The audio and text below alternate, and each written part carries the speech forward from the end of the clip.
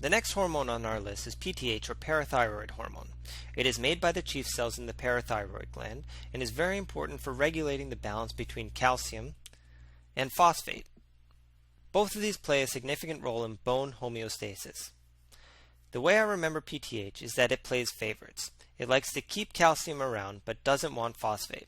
So when you have high levels of PTH, you get hypercalcemia and hypophosphatemia. Some people like the mnemonic phosphate trashing hormone. So what's the mechanism of action? PTH will bind to the cells of the distal convoluted tubule and stimulate the resorption of calcium.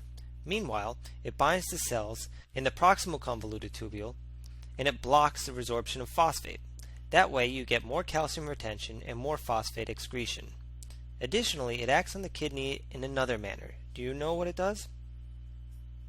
It stimulates the activity of 1-alpha hydroxylase. And why is that important?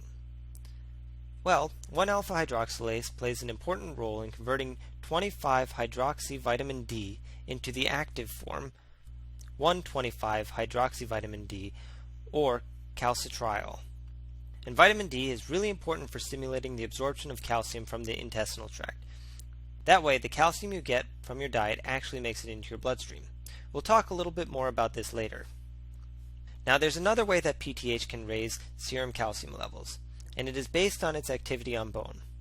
PTH directly stimulates osteoblasts by binding to their PTH receptors. Do you know what happens as a result? It increases expression of RANKL, or RANK ligand. And RANKL binds to RANK receptor, which are found on osteoclast precursor cells, which stimulate the production of osteoclasts. And what do osteoclasts do? Right, they break down bone, which leads to the release of calcium into the serum. This process is known as bone resorption. Here's a diagram that illustrates all the effects that PTH have on the body. As you will see here, the regulation of PTH secretion is based on serum calcium levels. As you would expect, low serum calcium leads to increased PTH. Magnesium acts in the opposite manner of calcium, and if we decrease magnesium, we see a decrease in PTH. This is because exocytosis of vessels containing PTH require magnesium. This is unique because all other cells rely on calcium for the release of contents of their vesicles. Common causes of low magnesium include diarrhea or alcohol abuse and medications such as aminoglycosides and the loop and thiazide diuretics. Next, we'll briefly discuss calcium homeostasis. It is important to note that calcium exists in three forms, and only 45% of circulation is charged or ionized. The majority remains bound to either albumin or to other anions.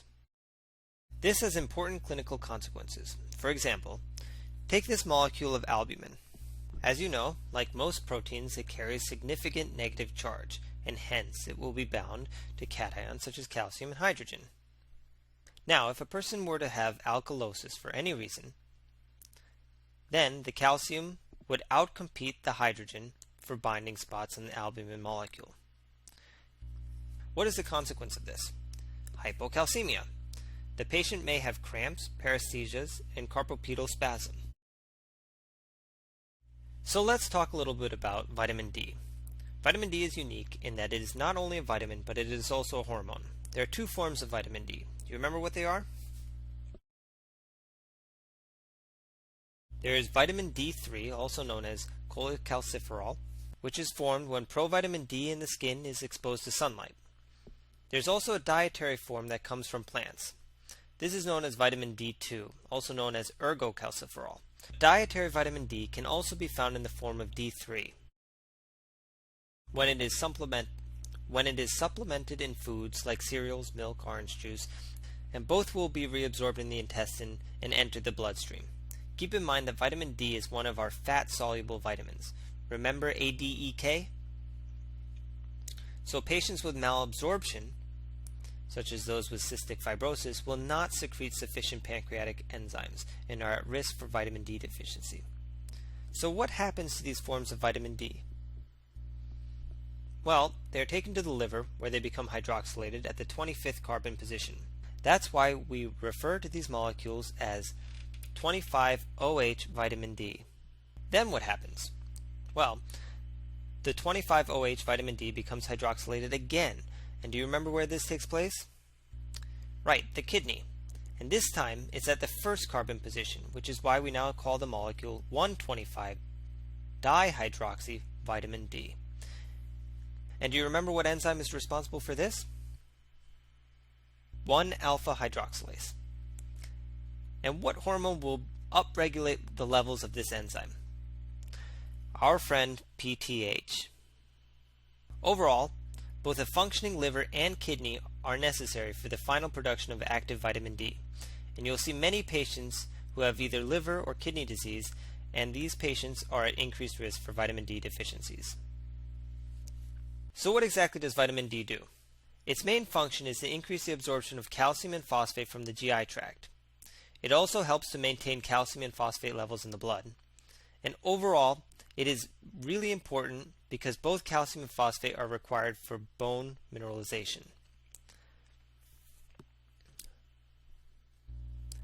Do you know what is a consequence of vitamin D deficiency in children? Right, rickets. And what about in adults? We call it osteomalacia. We'll talk more about these conditions in the musculoskeletal section. Okay, time for a flash quiz. What form of vitamin D would you have to supplement in a patient with liver disease? If you're thinking 25-OH vitamin D, you'd be correct. Because you have a functioning kidney, shown here, you can still add the hydroxyl group to the first carbon. We've already talked about two hormones that increase serum calcium. But remember, our body likes to maintain homeostasis. So now we'll talk about calcitonin, which helps decrease serum calcium levels. Do you know where this hormone is made? In the parafollicular C cells of the thyroid. This is an important thing to remember because there is a subtype of thyroid cancer in which calcitonin is produced. Do you remember which one that is?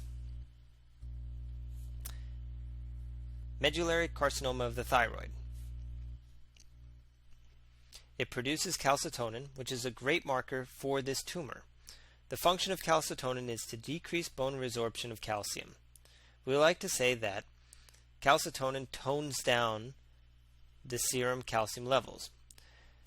But in actuality, this is not a very important role in calcium homeostasis, because patients who have their thyroid glands removed do not develop hypercalcemia. Throughout this lecture, we've talked about hormones and hormone receptors and the effects that these hormones have on the body as a whole. However, it's also important to understand the process by which hormones bind to their receptors and what second messenger systems are involved. In general, if you have a hormone that binds to a receptor, it may activate a second messenger molecule that can function to add phosphate groups to enzymes, which can either stimulate or inhibit their function and exert a given effect on a cell. But keep in mind, not all hormones use second messenger systems, and not all hormones bind to receptors located on the cell surface. Let's first start with the receptors. There are three major types that you need to know for this section. The first is the steroid receptor. This is a unique type of receptor because it is found inside the cell. What that means is that the hormone will have to cross the plasma membrane to reach its receptor. If that's the case, I'm sure you're thinking that these hormones are lipophilic. And you are absolutely correct. Examples of hormones that use intracellular steroid receptors include vitamin D, T3, T4, as well as adrenal steroid hormones including cortisol, aldosterone, and sex hormones such as estrogen, testosterone, and progesterone. The next receptor subtype is the intrinsic tyrosine kinase receptor. Let's break down the name. A tyrosine kinase is an enzyme that adds phosphate groups to tyrosine amino acids, and intrinsic implies that it does this without relying on any other molecules to mediate this action. This is known as autophosphorylation. Unlike steroid hormones, this receptor is located on the cell membrane. Hormones that bind to this type of receptor include insulin, IGF-1, and your other growth factors such as fibroblast growth factor, platelet-derived growth factor, and epidermal growth factor. The second messenger that is involved in the downstream signaling effects after this hormone binds to this type of receptor is the MAP kinase. The other receptor type is a receptor-associated tyrosine kinase. This is a type of receptor which cannot phosphorylate itself, but relies on a separate kinase to do so. In this case, it relies on the JAK-STAT signaling pathway. Here's an image depicting the JAK-STAT pathway. When the circulating hormone, shown here, binds to its receptor, it stimulates JAK kinase to phosphorylate the receptor as well as itself. Here you see the phosphate groups. This then allows for the STAT protein to bind to and become phosphorylated by JAK, as shown here. When there are two phosphorylated STAT proteins, they will bind to each other and go to the nucleus, where they bind to DNA and promote gene transcription. Hormones that use the receptor-associated tyrosine kinase include prolactin, growth hormone, and cytokines. There are also some other second messengers and their associated hormones that are important to know for boards. The way you might be asked about these second messengers is that they could describe a particular hormone and ask you to choose among the various second messengers which one would be associated with it. In this case, you may want to try using one of these helpful mnemonics to keep them straight. For cyclic AMP, you can use the mnemonic FLAT CHAMP to help you remember that FSH, LH, ACTH, TSH, calcitonin/CRH, HCG, ADH, MSH, and PTH all use this second messenger. You should also remember from your biochemistry lectures that glucagon uses cyclic AMP to activate pKa, which then phosphorylates hormone-sensitive lipase, leading to the mobilization of fat stores. The G-GOAT mnemonic will help you remember the molecules that use IP3 as a second messenger. G-GOAT stands for GnRH, GHRH, oxytocin, ADH, and TRH. Now, you may be thinking, wait a second. You already said ADH uses cyclic AMP signaling pathways. Now, what is it doing here in the IP3 signaling pathway? Well, it turns out that depending on what type of ADH receptor the hormone binds to, either V1 or V2, it will signal through either IP3 or cyclic AMP, respectively. Lastly, we have our cyclic GMP second messenger. This one is best to remember based on its function in vasodilation.